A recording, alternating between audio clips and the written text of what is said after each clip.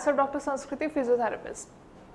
तो आज हम अपनी वीडियो में बात करेंगे that what are the warning signs of stroke. ऐसे कौन कौन से वार्निंग साइंस होते हैं किसी भी स्ट्रोक के पेशेंट्स को जिनका उनको ध्यान रखना होता है, एंड अगर वो चेंजेस आपको बॉडी में दिख रहे हैं तो जल्दी से जल्दी अपने नियर बाय डॉक्टर्स को कंसल्ट करना है।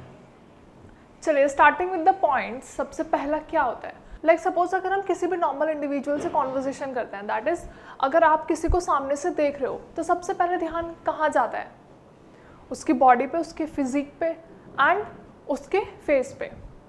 स्ट्रोक के पेशेंट्स में जनरली क्या होता है कि उनका चेहरा एक तरफ से लटक जाता है, तो that is the prior sign कि अगर कोई भी आपको देखता है तो देख के ये चेंजेस पता लग जाता है, या फिर आप खुद भी अपने आप को मिरर में देखोगे तो आपको एक साइड का चेहरा लटका हुआ नजर आएगा और आप उस साइड से ना कोई एक्सप्रेशन दे पाओगे, ना स्माइल कर पाओगे, ना अच्छे से बोल पाओगे। तो ये सारे चेंजेस ऑटोमेटिकली आने शुरू हो जाते हैं। Now the next point is आपकी हाफ बॉडी में मसल वीकनेस हो जाती है, मसल पैरालिसिस में पहुंच जाती है और आप कोई एक्शन परफॉर्म नहीं कर पाते हो, ना आपके हाथ चलते हैं ना आपके पैर चलते हैं और बॉडी में एक लोकलाइज्ड वीकनेस फील होती है। इसकी वजह से क्या होता है, अगर सपोज आपके हैंड में वीकनेस है तो आप कोई काम नहीं कर पाओगे, आपकी ग्रास्पिंग पावर खत्म हो जाएगी। अगर आपको कोई कहता है या फिर आप अपने खुद का कप ऑफ टी पकड़ रहे हो तो आप वो होल्ड नहीं कर पाओगे। आप कोई भी चीज़, चाहे वो हल्की से हल्की है चाहे वो भारी से भारी है, आप उसको ग्रैप्स नहीं कर पाओगे। आपकी सेंसेशंस लॉस हो जाएंगी, ठंडा गर्म कुछ महसूस नहीं होगा। अगर आपको कोई कप ऑफ टी दे रहा है वो भी आपको महसूस नहीं होगी कि हाँ वो गर्म है, या फिर कोई आपको कोल्ड वाटर दे रहा है तो वो भी आप आइडेंटिफाई नहीं कर पाओगे that whether it is cold और हॉट। अब बात करते हैं फर्दर सिम्टम्स की। नाउ व्हाट हैपन्स, हम जनरली जो मेन क्राइटेरिया है दैट इज वॉकिंग। तो स्ट्रोक के पेशेंट्स ढंग से वॉक नहीं कर पाते हैं, वो ड्रूप होते रहते हैं इधर उधर, अच्छे से एक स्टैटिक लाइन में नहीं चल पाते हैं, उनको वॉकिंग में बहुत ज़्यादा प्रॉब्लम आती है, अपनी बॉडी का बैलेंस वो कोऑर्डिनेट नहीं कर पाते हैं, बैलेंस एंड कोऑर्डिनेशन में प्रॉब्लम आती है, एंड उनका जो ब्रेन होता है that is in mental state. अब व्हाट हैपन्स इन स्ट्रोक में क्या होता है, हमारे ब्रेन की ब्लड सप्लाई तो लॉस होती है। जब ब्रेन की ब्लड सप्लाई लॉस हो चुकी है तो बॉडी अपना फंक्शन कैसे करेगी। जब ब्रेन आपके लेग्स को कोऑर्डिनेट ही नहीं कर पाएगा कि यू नीड टू वॉक, तो हमारी बॉडी प्रॉपर फंक्शनिंग करने में कहीं ना कहीं लैक करती है। Not talking about other symptoms. अब सपोज आपके फेस पे चेंजेस दिख रहे हैं आपको, तो उसकी वजह से आपकी कौन कौन सी ऐसी बेसिक डेली एक्टिविटीज़ है जो आप नहीं कर पाओगे। स्टार्टिंग विद द आइज़, आप आइज़ ब्लिंक नहीं कर पाते हो, आई क्लोज नहीं कर पाते हो।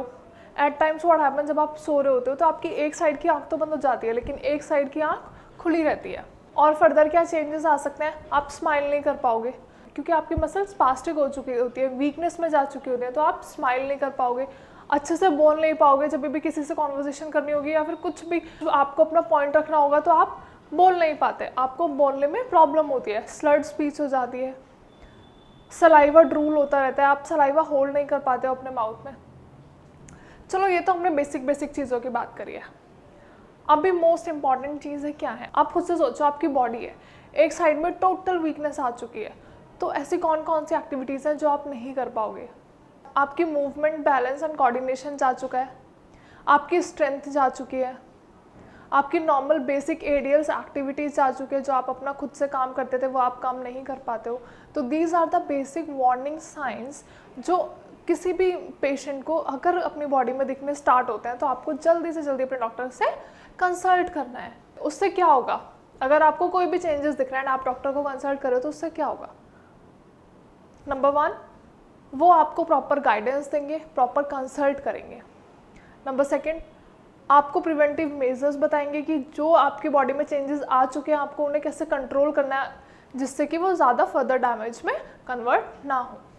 Not talking about further more symptoms, क्या होता है हमारी बॉडी में, हमारे हैंड्स में, हमारे लेग्स में नमनेस फील होती है, हमें कुछ फील नहीं होता है, हमें लॉस ऑफ सेंसेशन होता है, लॉस ऑफ कोऑर्डिनेशन होता है। अगर एक हैंड आप अच्छे से उठा पा रहे हो लेकिन आपका दूसरा हैंड उठ ही नहीं पा रहा है।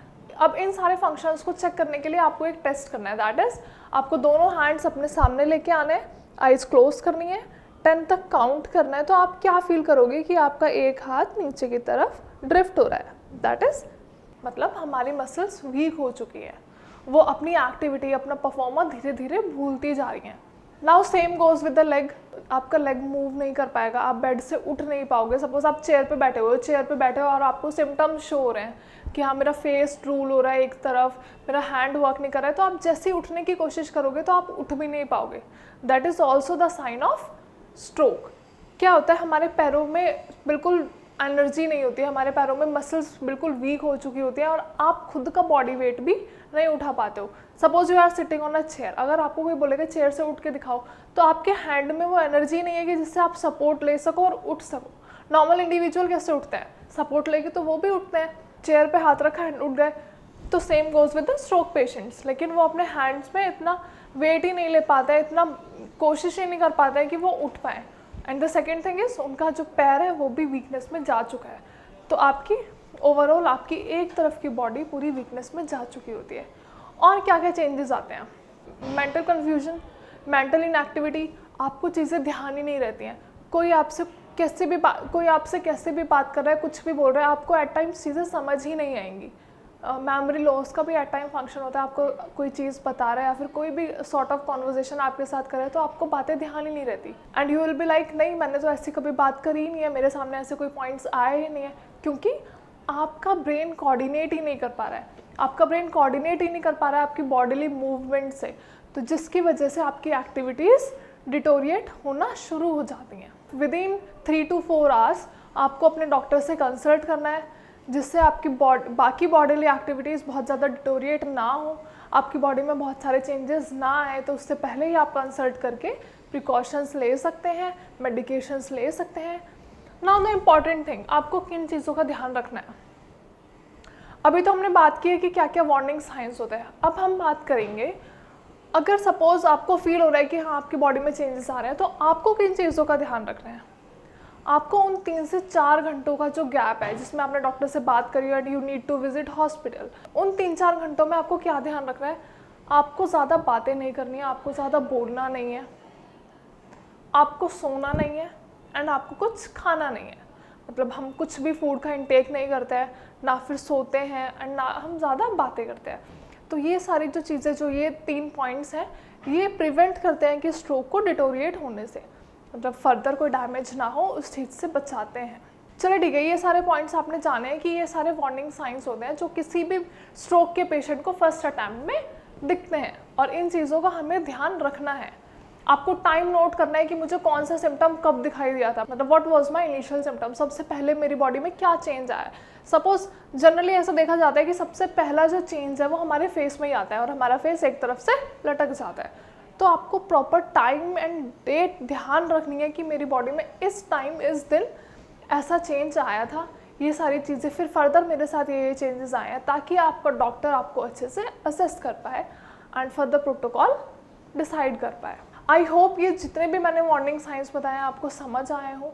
अगर वीडियो से रिगार्डिंग कोई भी इशू है, कोई भी क्वेरी है, तो आप डायरेक्टली हमें कॉल कर सकते हैं on the number given below, और either you can mention it in the comment section. Comment section में अपनी क्वेरी, अपने क्वेश्चन आप मेंशन कर सकते हैं। Have a nice day, thank you.